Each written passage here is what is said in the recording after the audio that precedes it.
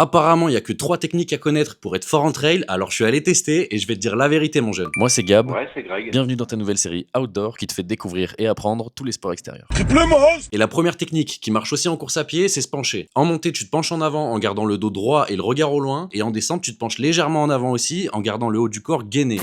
Parce que si tu te penches en arrière en descente, tu vas glisser, et si tu tombes, c'est la chute, et si tu chutes, c'est la tombe. C'est Dieu qui donne mon bébé, ouais. Et se pencher, ça marche vraiment, j'avais grave l'impression d'économiser de l'énergie et d'optimiser mes efforts. D'ailleurs, en parlant d'efforts, la deuxième technique, c'est de marcher. Et oui, la technique pour bien courir, c'est de marcher. Donc si tu vois qu'une grosse montée arrive, au lieu de te cramer à essayer de courir en montant, soit tu diminues la cadence, soit tu marches, comme ça en haut, tu peux te remettre à courir mon jeune. Et en descente, l'astuce, c'est de te mettre en frein moteur. En gros, tu te laisses porter par ton élan en restant gainé et penché en avant du coup. Logique. Et t'adaptes ta foulée au terrain. Parce que oui, la troisième technique, c'est la foulée. En montée, il faut faire des petits pas, pareil, ça t'aide à être plus dynamique et à t'économiser.